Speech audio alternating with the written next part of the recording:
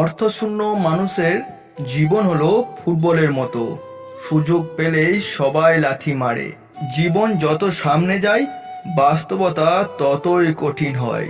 ছোটবেলায় শিখেছি যে তুমি কারো ক্ষতি না করলে কেউ তোমার ক্ষতি করবে না, আর বাস্তবে শিখলাম তুমি যার ভালো চাইবে সে সবার আগে তোমার ক্ষতি করবে। কার জন্য এত মায়া? এই শহরে আপন বলতে শুধুই তো নিজের ছায়া। মানুষ আপন সাজে কিন্তু আপন হয় না। বারবার শিক্ষা পাচ্ছি, তবুও শিক্ষা হয় না। মিথ্যা তখনই জিতে যায় যখন সত্য বলা মানুষগুলো বোবা হয়ে যায়। সংসারে বোঝা টানা মানুষটি একদিন নিজেই ওই সংসারে বোঝা হয়ে যায়। পৃথিবীর নিয়ম বড়ই অদ্ভুত। অভাবী মানুষের অভাব বেশি দিন থাকে না, কিন্তু লোভী মানুষের অভাব কখনোই শেষ হয় না। পৃথিবী থেকে হারিয়ে যাচ্ছে মানবতা, উদারতা আর ভালোবাসা। পাল্লা দিয়ে বাড়ছে শুধু পরনিন্দা, হিংসা, অহংকার আর লোভ। হাসি মুখে কষ্ট লুকানো নতুন কিছু না, এই যুগে কষ্টের হাসি দেওয়াটাই ম্যাচুরিটি। আপনি দোষী কেন জানেন? কারণ আপনি দায়িত্ব পালন করেন। আর যারা এড়িয়ে চলে তারা লম্বা লম্বা জ্ঞান দেয়, আবার দোষও দেয়। অসুস্থ একটা পৃথিবী, কে কার ক্ষতি করবে, কে কাকে ফাঁসাবে তার প্রতিযোগিতায় লিপ্ত। মিথ্যুকের সাথে মিথ্যুকের সম্পর্ক সুন্দর হয় যখন স্বার্থে আঘাত লাগে। মিথ্যুক মিথ্যুকের ষড়যন্ত্র প্রকাশ করে দেয়।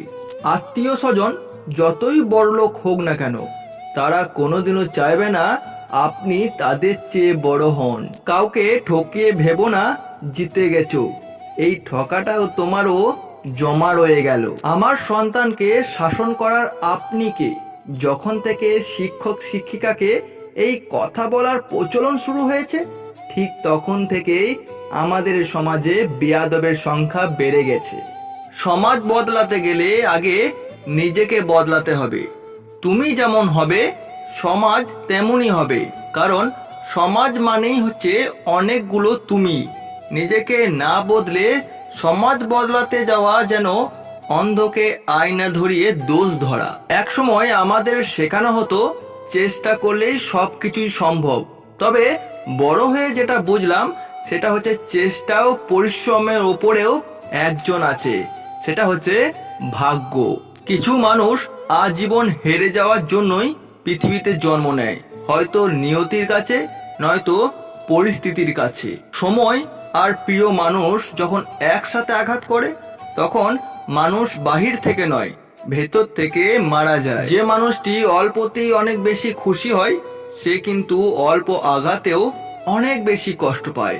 কারণ আনন্দ পাবার ক্ষমতা যার যত বেশি, কষ্ট পাওয়ার ক্ষমতাও তার ততই বেশি। প্রতিটা সকাল আমাদের মনে করিয়ে দেয়, জীবন যতই কঠিন হোক, নতুন করে শুরু করার সুযোগ সব সময় থাকে। তা বন্ধু, আমি সৌমেন ছিলাম তোমাদের সঙ্গে।